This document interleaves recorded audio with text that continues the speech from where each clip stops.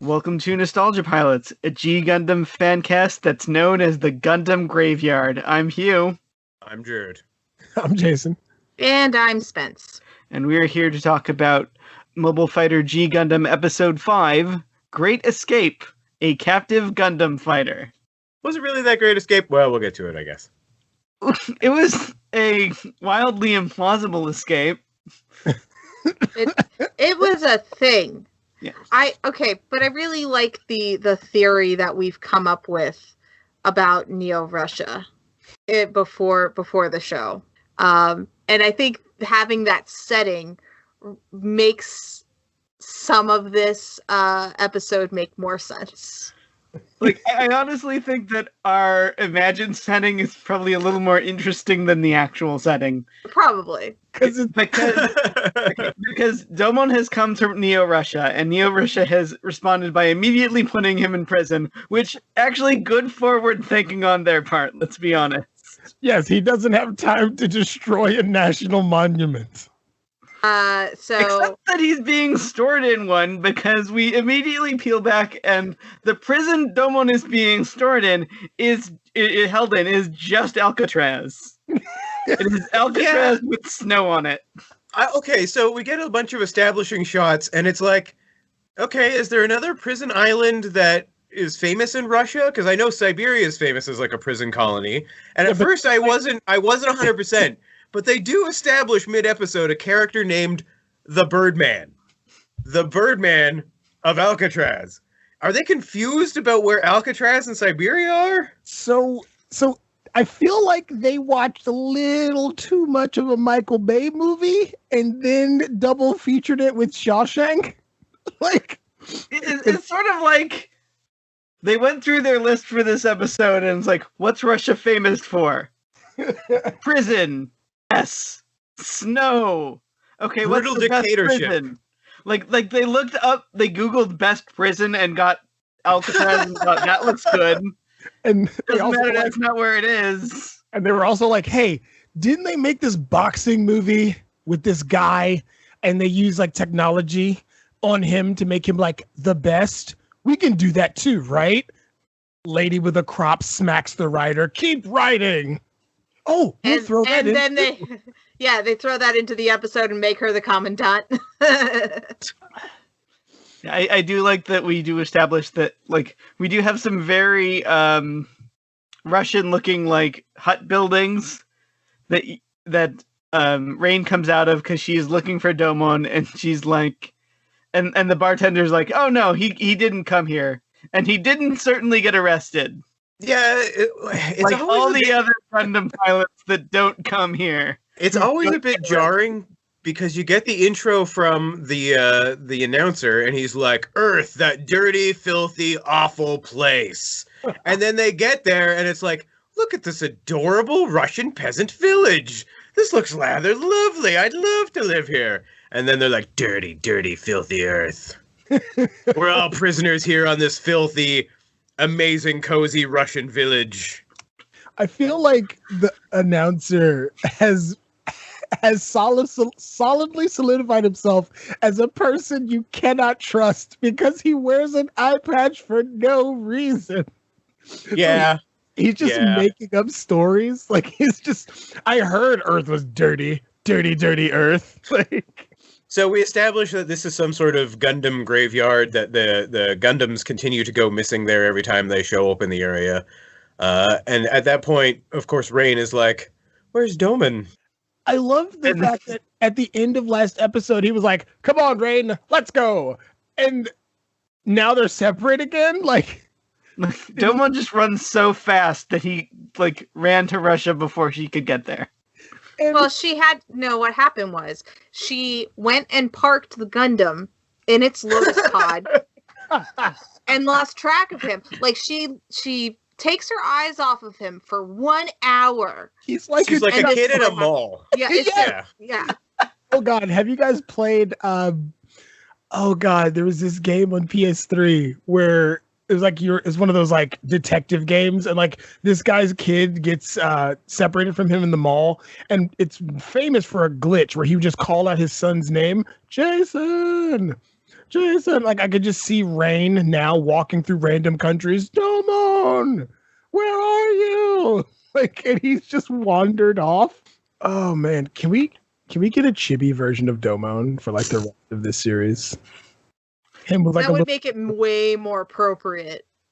Well, especially considering how useless his punches are. Yes, because I do like Domon's escaping, and then we immediately get a flashback to him right before he escaped.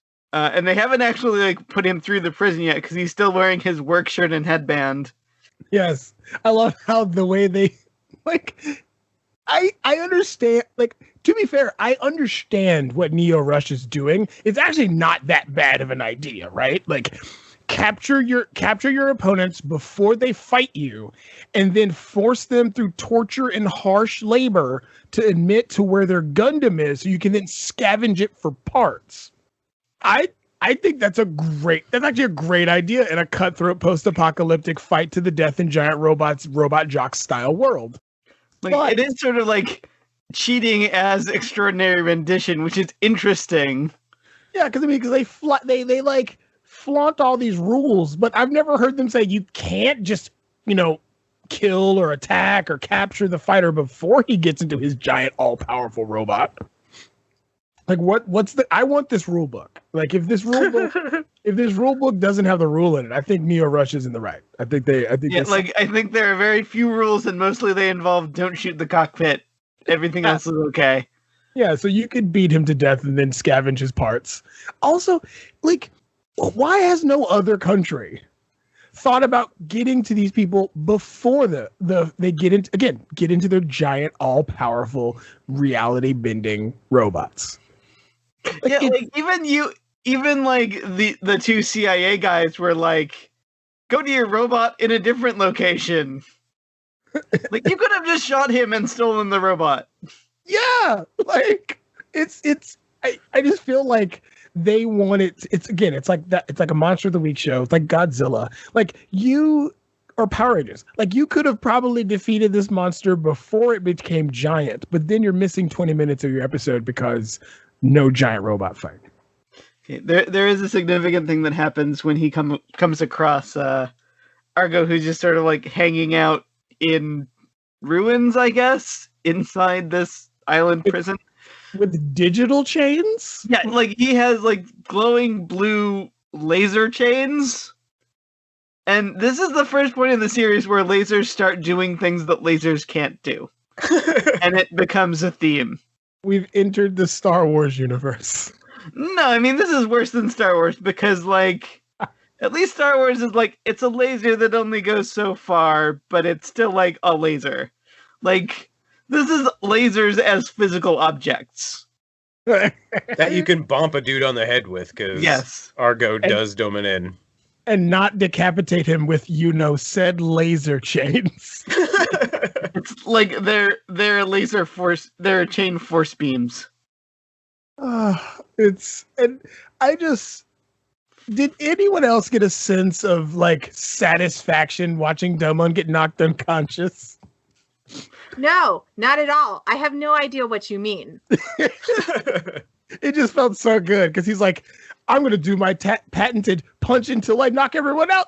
Oh, that didn't work. And Argo's just like, nah, fam, didn't work. I feel like Domon is actually a proponent of the Sao Tome school of martial arts because he usually cheats. Like, if he's not in this giant robot, he's like sneaking up behind someone or like sucker punching them. And, or just flying kicking from off screen. Like punching a dude and then challenging him to a fight. Well, I'm gonna say even when he's in a Gundam at this point, most of the time he's doing, kind of mediocre, and then he's like, oh yeah, I know this one move. Yeah, and Jurd, you said it best before the episode. His fist in and out of the Gundam varies in power. Like, oh yeah, he can catch bullets in one episode, but he just like bomps the bomb on Argo's chest. Surprise, it's a bomb. And just nothing, like just. Yeah, like it's just I love it because again, his fist is plot driven. Yeah, the bomb that is on the fetish gear that Argo Ghosty wears over his prison uniform. I was gonna say, and also over his pilot suit, which is kind of weird because he's got to like adjust it to make it comfortable. And you're like, did you take off the bomb and then put the latex thing on? And then, like, if you can take that off, you can just leave it off.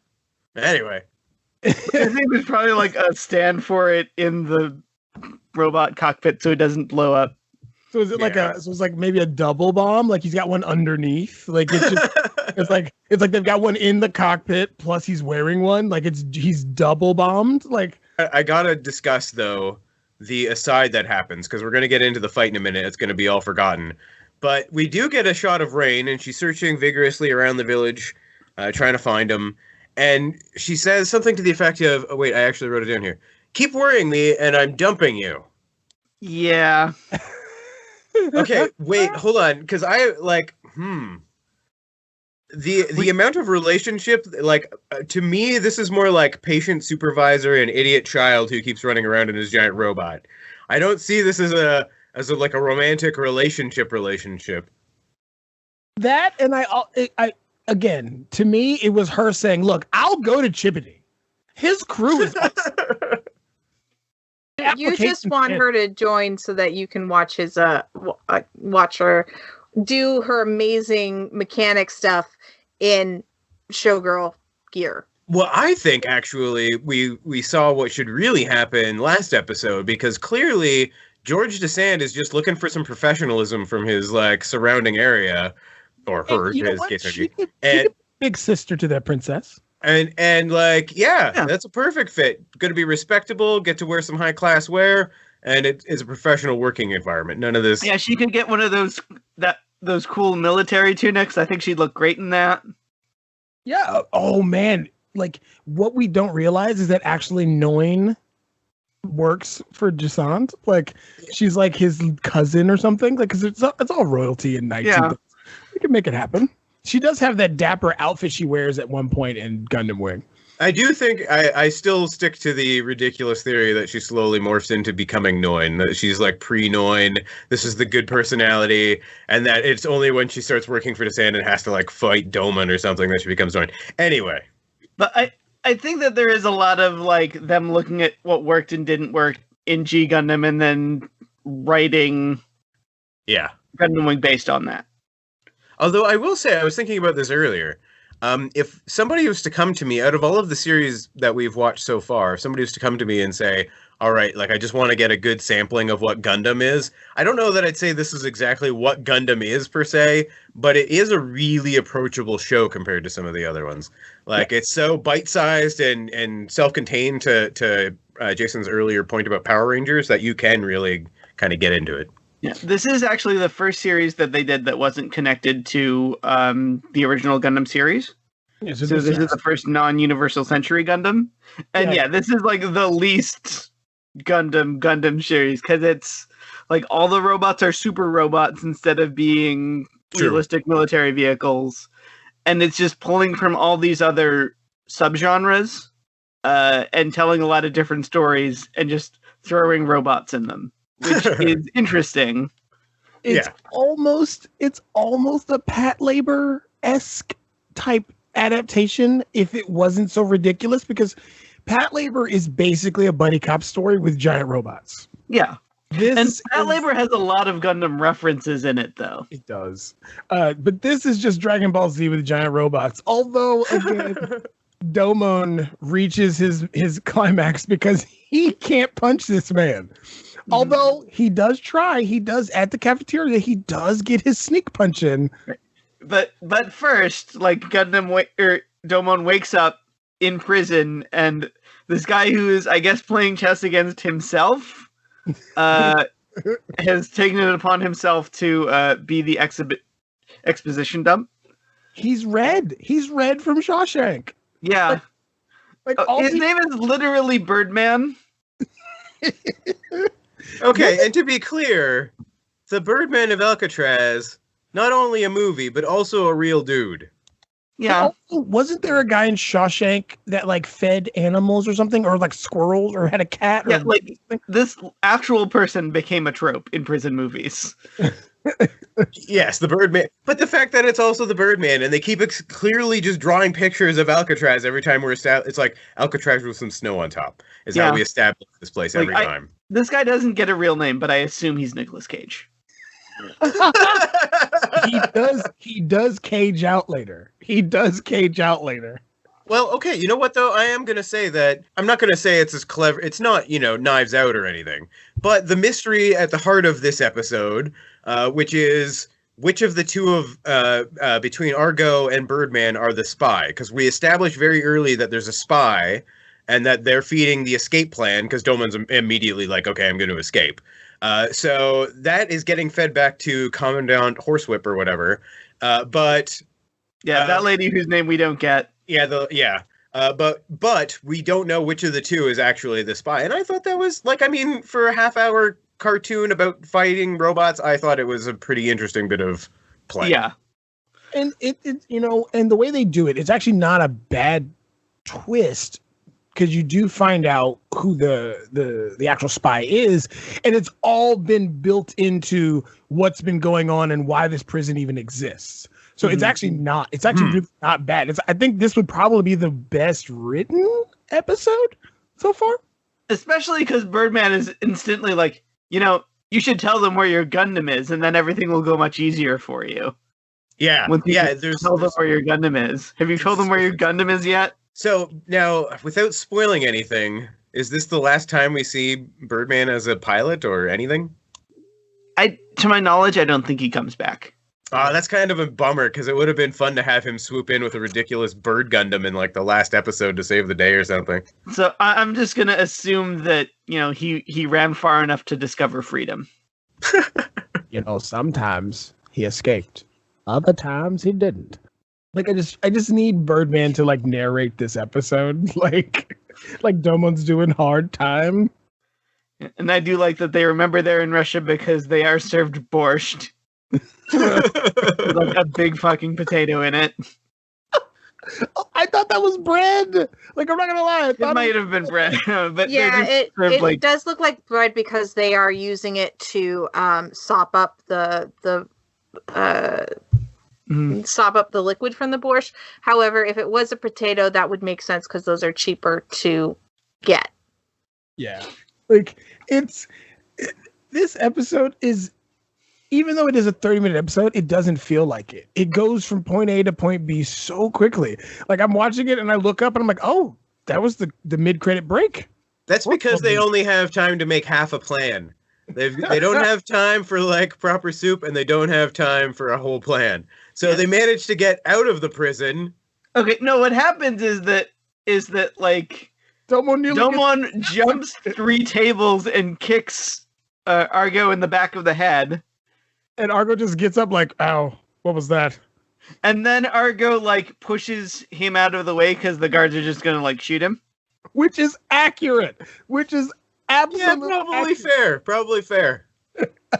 But also not really a threat, because we know that Doman can catch bullets. Yeah. If his hands are working. But to be fair, Golsky doesn't know that, and he's just like, I have a plan. Meet me tomorrow after work. And they're in some sort of Gundam mine, by the way. And Domon might be part Ninja Turtle, because we've not seen him actually do things with his bullet catching ability without pizza. Like, he had pizza that episode. This is true. He might be part Ninja Turtle.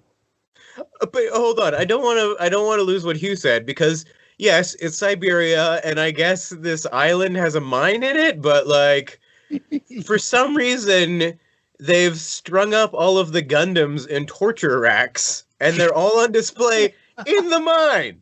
Like, do you understand how hard it is to get equipment down there in the first place? Let's bring them all down. You know how big that has to be? This could be my assumption is that they brought the Gundams down there because it's also secret, but it's also where they're mining whatever the Bolt Gundam's made of. Oh my god, they could have just said it was a Gundanium mine. I don't know if this version of Gundam needs to be made in space, though.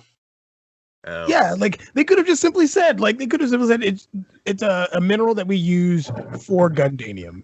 But no, it's just making big rocks into small rocks and then making small rocks into big rocks again. And then It's they Siberia. and then they make you watch your Gundam watching you do it from its torture chamber just to break your morale more, I guess. Also, not enough rain this episode. Yeah. Although, well, we do get a nice shot of Rain on the choppy sea, looking around for Domon. not conspicuous at all. Yeah, even though it's like very choppy that scene, and then literally the next scene they're like, "Oh, the bay froze over." Hey. Overnight. We do get the line. It's a little bit colder than usual tonight, or it's really cold tonight for some reason. Over and over, like 6 times in a row. But the thing is, it bothered me because they were like, okay, we're going to make a break for it. And then Argo punches a wall and blows up half the factory. Yeah, like Domon's like, "What's your plan?" And Argo's just like this. Crunch. Like, he literally punches through a wall, pulls out a random fuel line, and simply says, "This is a fuel line. We're going to light it up," and just squeezes it. Smash cut to explosions. Throughout the entire Squeezing that fuel line so hard it explodes. Let's just say that this makes sense somehow. So step 1 of this plan is, okay, fine, a distraction. Step 2 of the plan is to steal like a hover truck. Okay, that kind of makes sense. Step 3 is to, I don't know, Thelma and Louise that baby into the bay because they don't have any plan from that point. They're even like, hey, we're screwed right now. And Argo's like, I don't care, I'm driving us into the drink. Well, And that's I assume that Argo's plan was to put them in a situation where he would need to call the Gundam and then they could fight. Right. But like Domon doesn't have a plan here. He is just like sitting in the back of that hover truck with that dude like Zack and Cloud in the court crisis. Like there is no way that this doesn't end with him being shot by so many guns. And like the best part is that through these actions, you find out that Argo is actually the spy because he's been feeding them information so that he can find out where these Gundams are and they can scavenge the technology. And the Birdman is literally just a guy stuck in this prison. And he then, when he realizes that because of the cold snap last night, that the lake or ocean front has frozen solid, he loses it and goes into the most Nick Cage facial expression ever on the back of this hover truck. Yeah.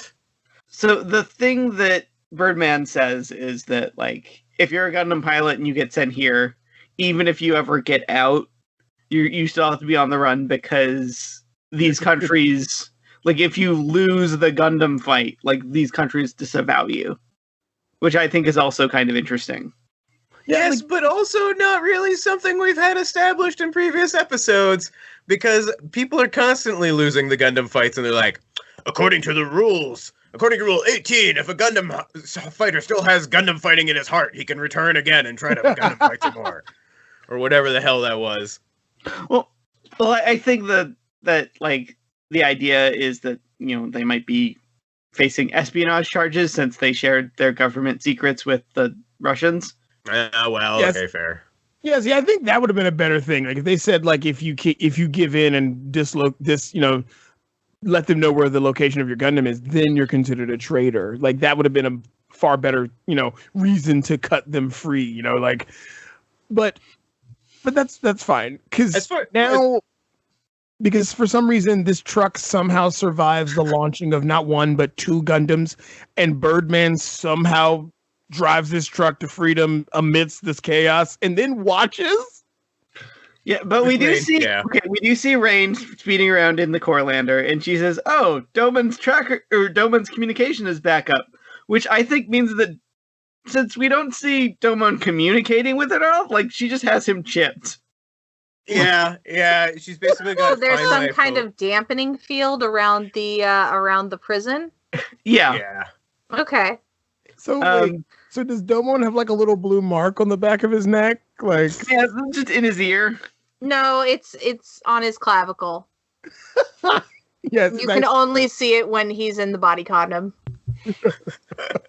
Yeah, but Rain like suicide dives out the door of the Corlander while it does this sweet 3-point turn. Mm-hmm. And jumps ship. Yeah. And the Bolt Gundam rises out of the building that's smaller than the Bolt Gundam to fight. It rises out of the ice. Oh no! Well, Shining Gundam rises out of the ice, but like Golski's Gundam like comes out of this factory building, and it is like way taller than the building is. So I don't know if it was like crouching really low or what. And also, everyone is surprised, like, oh, they have a Gundam in there? Like, you guys must have noticed them ship it in there. Actually, no, maybe they didn't, because the entire episode is like, where's your Gundam? Where's your Gundam? And then as soon as it does show up, we're like, oh, it's in the one place it could have possibly been hiding, the lake. Yeah, like oh, that giant building no one is allowed in, I guess, had a Gundam in it. Again, Rain went to go park it, leaves Domon alone for like, I don't know, an hour or 2 hours, however long it takes to come back up from planting it at the bottom of the bay. Mm-hmm. And she must have been so careful doing it for them not to notice. Like, she's just thinking, oh man, I did a great job this time. It's all, so close to the fight scene. This is gonna be great. And then they put all that anti-salt corrosion coating on it.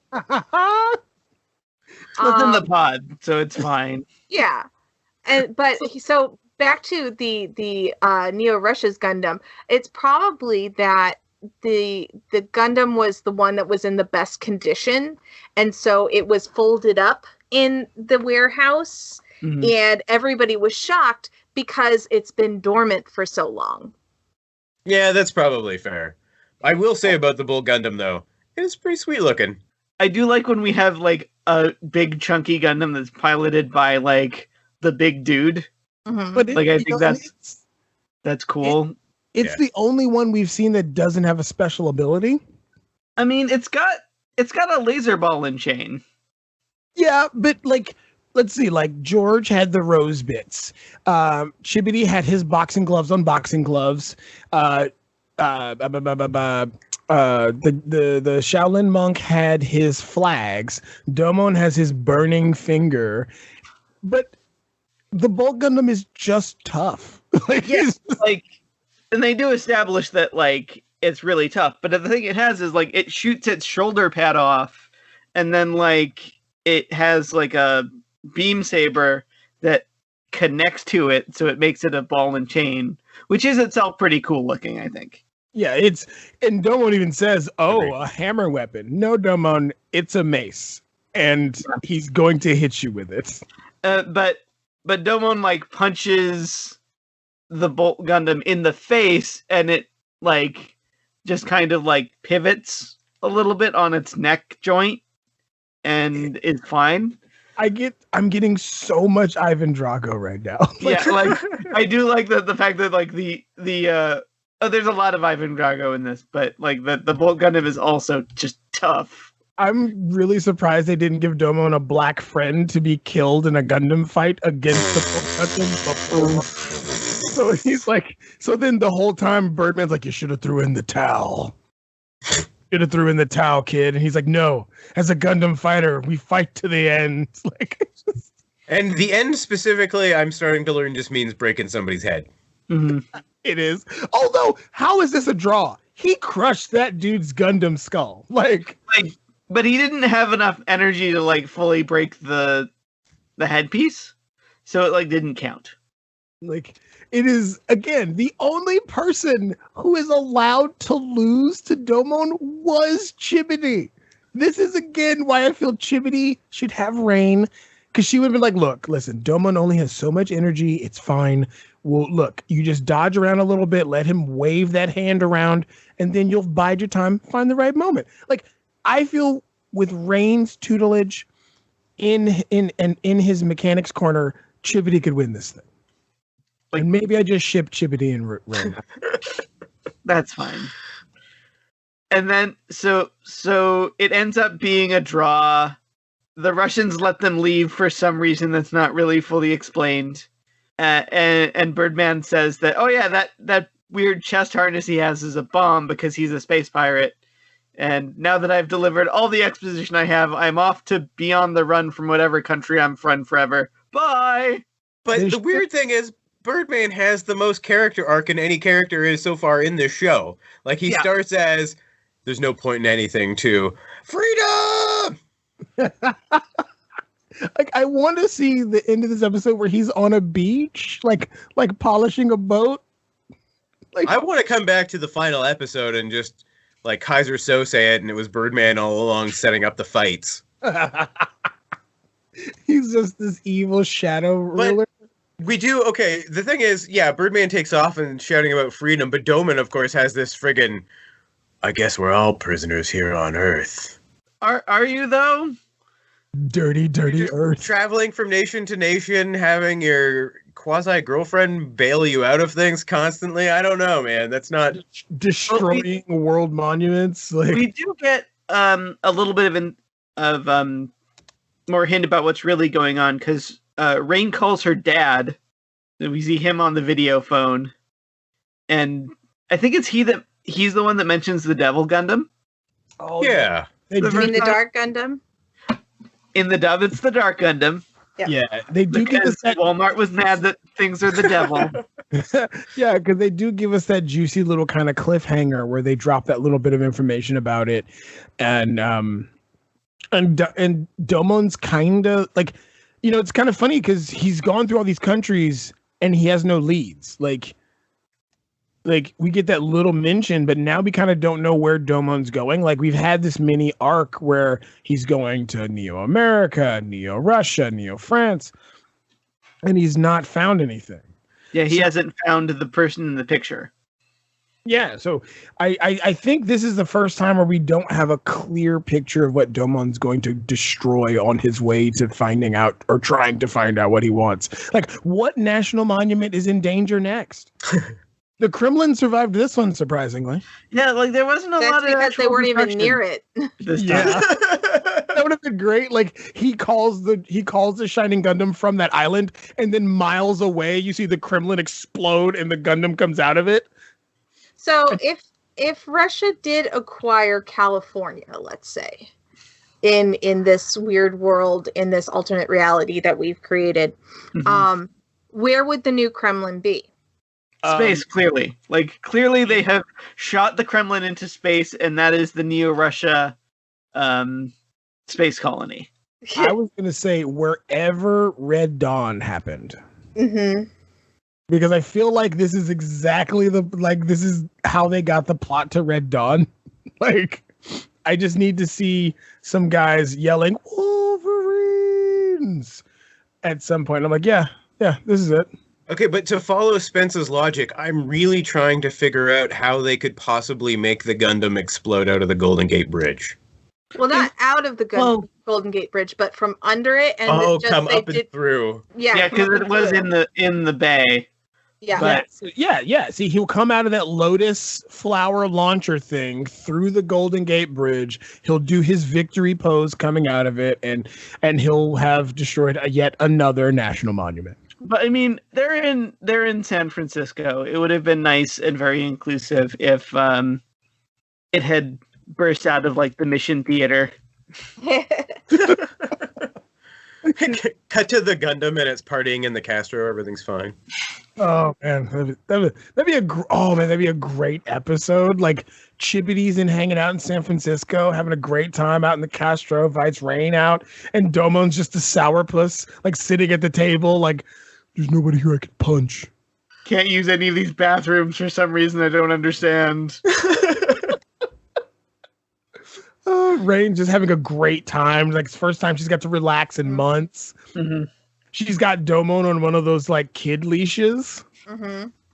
She's got the other mechanics giving her a shoulder massage and neck massage, going, "Oh, honey, you need to leave him. This is terrible. You're so tight in these different areas." Chibbity gives us sick leave and vacation time.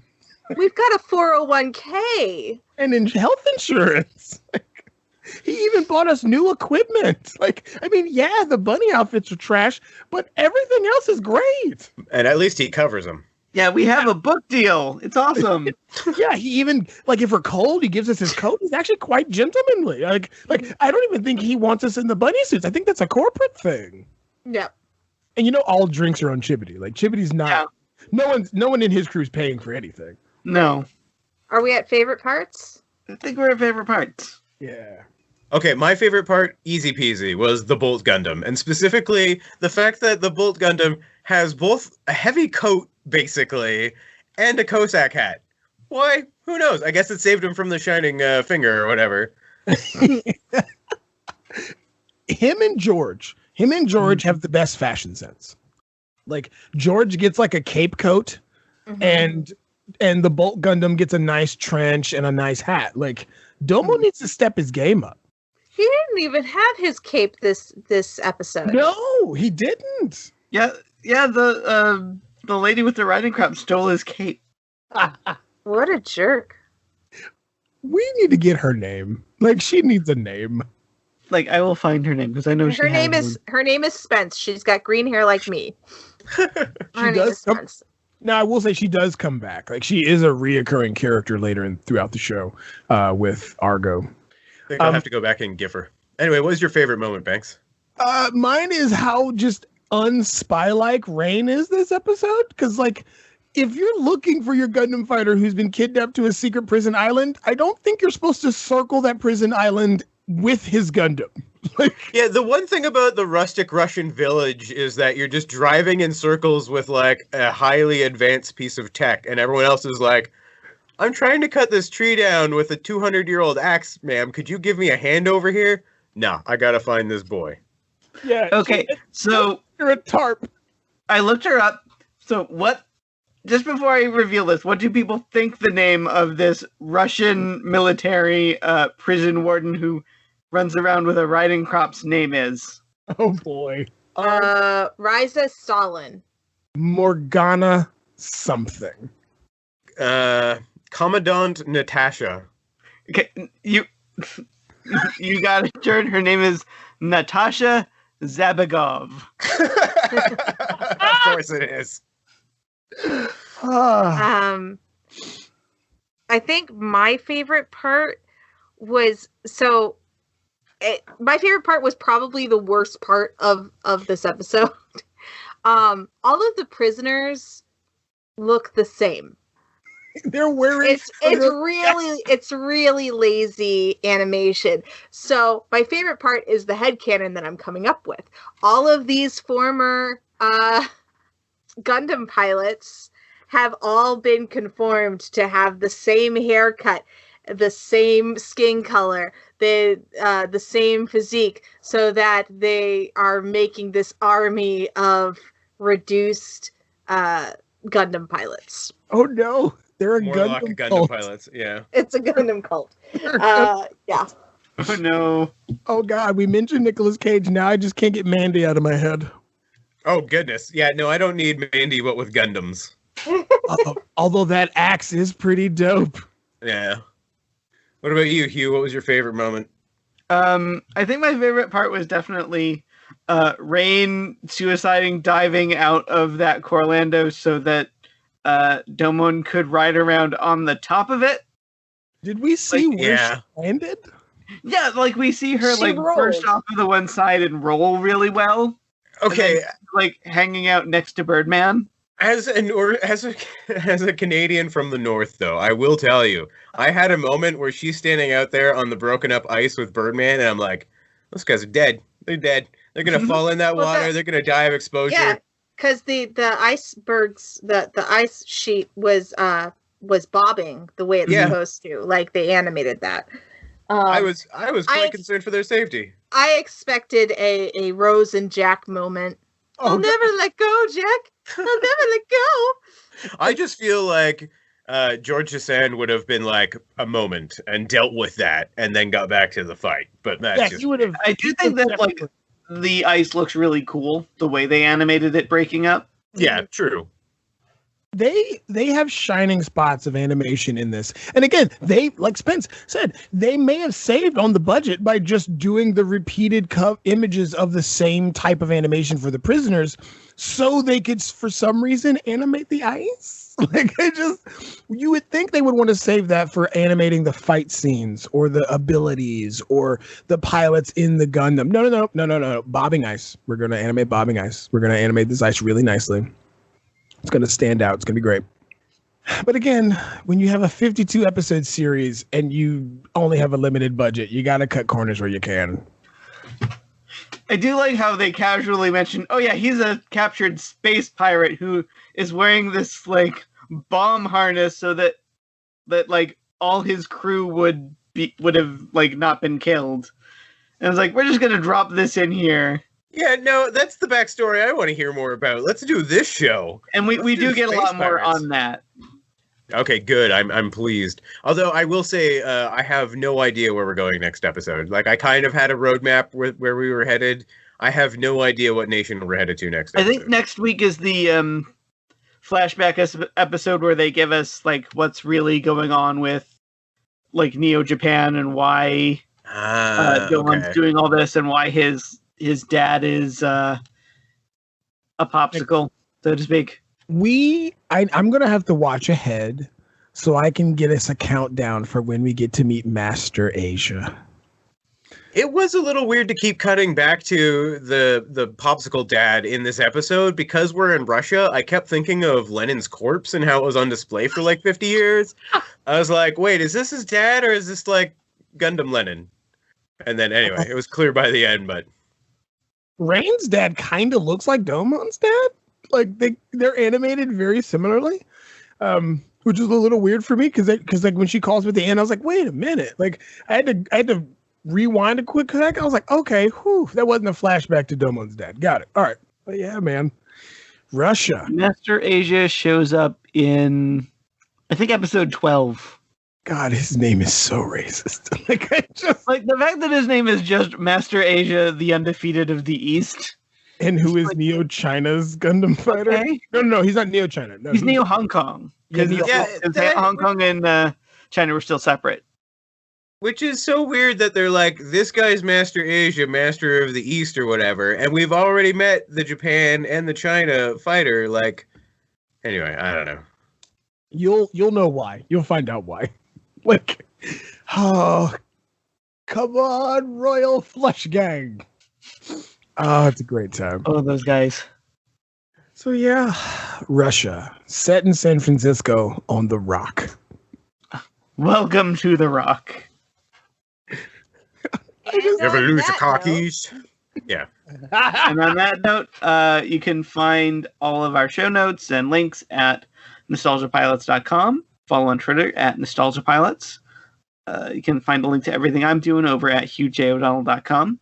You can find all my stuff over at skinner.fm. You can find everything I do at nerdswithvoices.com. And you can find me at resonantmoon.com. Okay, and until next time, first day in prison, you fight the biggest Gundam you can find. It's a draw. It's a draw.